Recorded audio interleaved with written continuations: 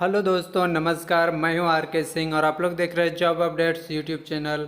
आज मैं आप लोगों को बिहार बीपीएससी 67वीं प्री एग्ज़ाम 2021 के महत्वपूर्ण अपडेट्स के बारे में बताने जा रहा हूं। तो आइए देखते हैं बीपीएससी 67वीं से क्या नोटिस आई हुई है। आपके सामने देखिए जो स्क्रीन दिख रही है, Bihar public service commission BPSC 67th combined pre exam requirement 2021, इसकी शॉर्ट डिटेल्स हम आपको बताने जा रहे हैं। ये देखिए बीपीएससी 67वीं जो फॉर्म है ये 30/9/2021 से शुरू हो रही है, यानी 30 सितंबर 2021 से फॉर्म शुरू होगी और इसकी जो अंतिम तिथि है यानी कि लास्ट डेट वह 5/11/2021 यानी 5 नवंबर 2021 है। इसमें पेमेंट करने की जो लास्ट डेट है वह भी 5/11/2021 है। और यदि आपसे भरते समय कुछ त्रुटियां रह जाती है तो उसके लिए करेक्शन करने की जो तिथि है 15/11/2021, यानी आप 15 नवंबर 2021 को अपनी गलतियों को सुधार कर सकते हैं, करेक्शन कर सकते हैं।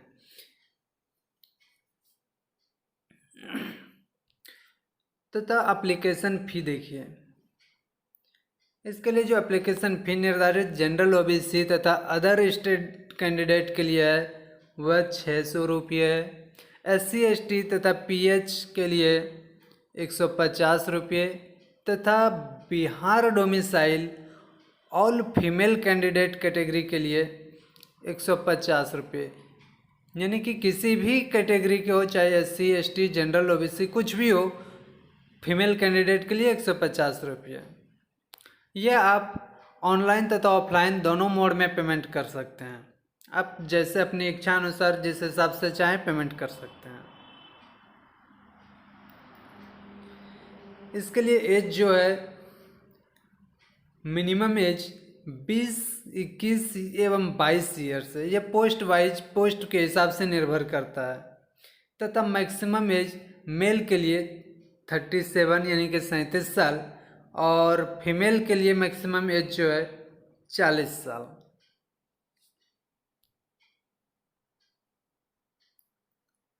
देखिए यहाँ जनरल ओबीसी तथा OBC female, OBC male, EWS, SC ST सब के लिए अलग अलग कैटेगरी वाइज तथा पोस्ट वाइज वैकेंसी दी गई है तथा उसकी योग्यता भी दी गई है। इसकी योग्यता जो है bachelor degree in any stream in any recognised university in India.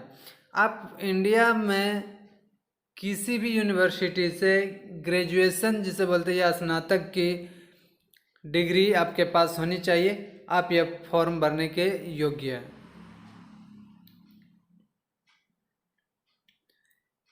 आप यहाँ से अपने कैटेगरी वाइज तथा पोस्ट वाइज कितनी वैकेंसियाँ हैं आप यहाँ से साफ साफ देख सकते हैं, अच्छे से देख सकते हैं। तो आइए देखते हैं इसके ऑफिशियल साइट पे हम आपको लिए चलते हैं।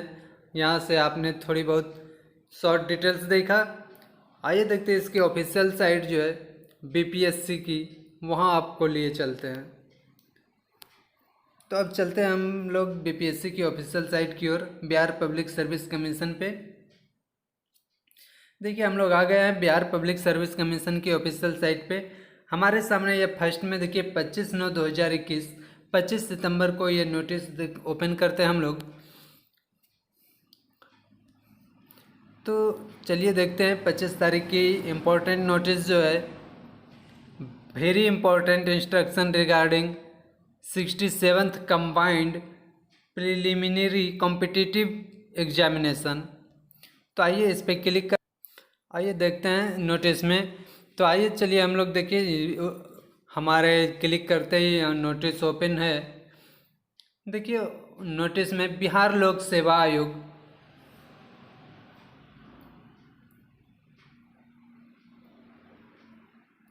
बिहार लोक सेवा आयोग 15 नेहरू पथ बेली रोड पटना 8 0001, ये वहाँ के पिन कोड है। आवश्यक सूचना। तो देखिए, बिहार लोक सेवा आयोग से जो ये सूचना है, 67वीं संयुक्त प्रतियोगिता परीक्षा के विज्ञापन का प्रकाशन कर दिया गया है, जिसे आयोग के वेबसाइट www.bpsc.bih.nic.in पर देखा जा सकता है। तो आप लोगों ने ये देख रहे हैं कि ये जो हम आपको ये नोटिस दिखा रहे हैं, ये बीपीएससी की ऑफिशियल साइट से दिखा रहे हैं। जो आप लोगों ने देखा 25 सितंबर को ये नोटिस है। प्रारंभिक परीक्षा के ऑनलाइन आवेदन करने के समय रजिस्ट्रेशन, पेमेंट तथा आवेदन भरने की प्रक्रिया एक साथ पूर्ण की जा सकती है। यानी कि पूरा फॉर्म आप एक साथ में भरने के लिए अगर आप रेडी है, तैयार है, तो आप एक साथ में पूरे फॉर्म को कंप्लीट कर सकते हैं। ऐसा नहीं कि आज रजिस्ट्रेशन करें, कल पेमेंट करें, कल परसों फोटो अपलोड करें, इस हिसाब से नहीं। आप एक साथ में भरना शुरू करें और पूरा फॉर्म कंप्लीट कर सकते हैं। उक्त परीक्षा माह दिसंबर 2021 के उत्तरार्ध में संभावित है। इसकी जो संभावना है कि यह बीपीएससी 67वीं की जो आपकी परीक्षा हो वह दिसंबर 2021 तक हो जानी चाहिए। देखिए, ये संभावना है। आगे क्या होता है। उक्त प्रकाशित विज्ञापन में विस्तृत महत्वपूर्ण निर्देश दिए गया है। प्रारंभिक परीक्षा के ऑनलाइन आवेदन भरने से पूर्व उम्मीदवार विज्ञापन का बारीकी से पूर्ण अध्ययन कर लें। यानी कि फॉर्म भरने से पहले आप विज्ञापन, यानी कि जिसे हम नोटिस कहते हैं, इंपॉर्टेंट नोटिस, आप उसे बढ़िया से देख लें। कुछ महत्वपूर्ण निर्देश निम्नवत है। आइए देखते हैं, 1 2 3 4 करके दिए गए हैं क्या क्या नोटिस है। प्रारंभिक परीक्षा में ऑनलाइन आवेदन पत्र में इंगित कॉलम में आरक्षण का दावा नहीं करने पर आरक्षण का लाभ नहीं मिलेगा। अगर आप आरक्षण का दावा नहीं करते हैं फॉर्म भरते समय, तो आपको आरक्षण नहीं मिलेगा। आरक्षण के लिए उम्मीदवारों को अस्थायी आवासीय प्रमाण पत्र प्रस्तुत करना अनिवार्य होगा। अगर आप आरक्षण का दावा लेना चाहते हैं तो आपको बिहार डोमिसाइल यानी बिहार का आवासीय प्रमाण पत्र प्रस्तुत करना जरूरी है। दूसरा है, ऑनलाइन आवेदन भरते समय उनके पास आरक्षण कोटि के अनुरूप सक्षम प्राधिकार से निर्गत प्रमाण पत्र उपलब्ध होना अनिवार्य होगा। किसी प्रकार की त्रुटि होने पर आरक्षण का दावा मान्य नहीं होगा। तथा तीसरा, आरक्षण का दावा करने वाली विवाहित महिलाओं का, देखिए, आरक्षण का दावा करने वाली विवाहित महिला जो है, उनकी जाति क्रीमी लेयर रहित प्रमाण पत्र उनके पिता के नाम एवं पता से निर्गत होना चाहिए, ना कि उनके पति के नाम से। यानी कि जिस अभी महिला की शादी हुई है, तो यानी कि विवाहित महिला के बारे में कह रहा है कि उनका जो जाति चाहिए वह उनके पति के वहाँ के एड्रेस वाला नहीं और पति के नाम से नहीं, बल्कि उनके पिता के नाम एवं पता से बना हुआ होना चाहिए। उक्त परीक्षा के लिए ऑनलाइन आवेदन पत्र भरने वाले अभ्यर्थी को अपनी जाति के अनुरूप आरक्षण कोटि को सही एवं स्पष्ट रूप से उद्धृत करना अनिवार्य है।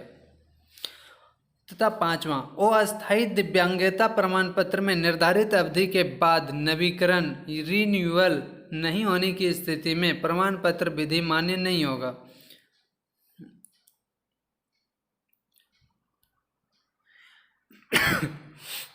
देखिए, 6ठा नंबर, बिहार राज्य के भूतपूर्व स्वतंत्रता सेनानी के पोता पोती नाती नातिनी होने का दावा करने वाले अभ्यर्थी को सामान्य प्रशासन विभाग बिहार के पत्रांक 11,687 दिनांक 30/8/2016 के साथ संलग्न विहित प्रपत्र में सक्षम प्राधिकार द्वारा निर्गत प्रमाण पत्र निश्चित रूप से उपलब्ध होना चाहिए। स्वतंत्रता सेनानी के उत्तराधिकारी होने का परिचय पत्र मान्य नहीं है।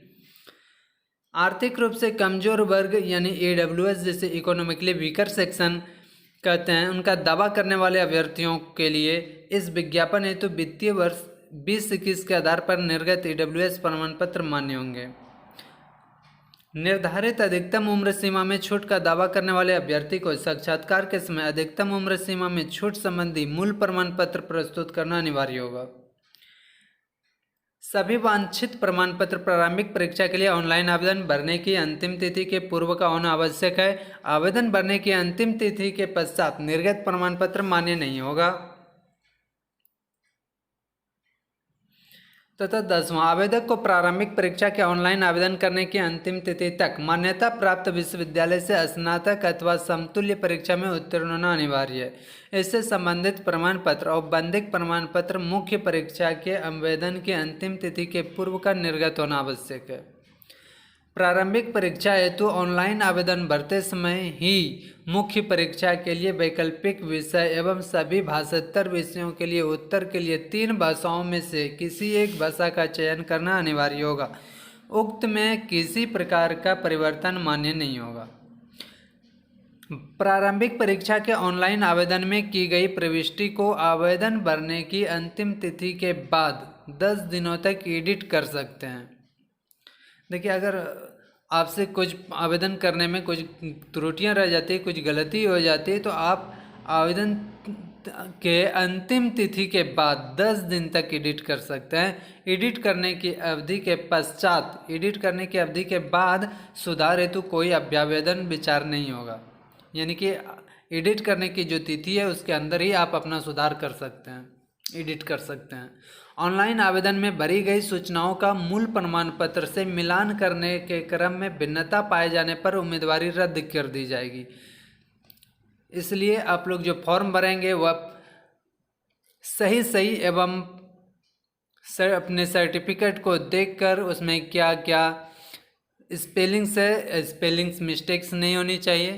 क्या कि देखिए, साफ 13 नंबर में लिख दिया है कि ऑनलाइन आवेदन में भरी गई सूचनाओं का मूल प्रमाण पत्र से मिलान करने के क्रम में भिन्नता पाए जाने पर उम्मीदवारी रद्द कर दी जाएगी। अगर आप फॉर्म भरते हैं और कंप्लीट कर लेते हैं एग्ज़ाम को, और उस समय जब आपकी डॉक्यूमेंट्स वेरिफिकेशन होगी, वहाँ अगर आपका थोड़ा सा भी मिस्टेक के वजह से आपको आपकी उम्मीदवारी से रद्द कर दिया जाएगा।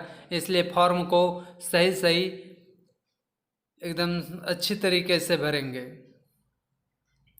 तो धन्यवाद दोस्तों, आप लोगों ने यह देखा कि 67वीं बीपीएससी फॉर्म 2021 आ चुकी है और यह शुरू हो चुकी है, शुरू हो रही है।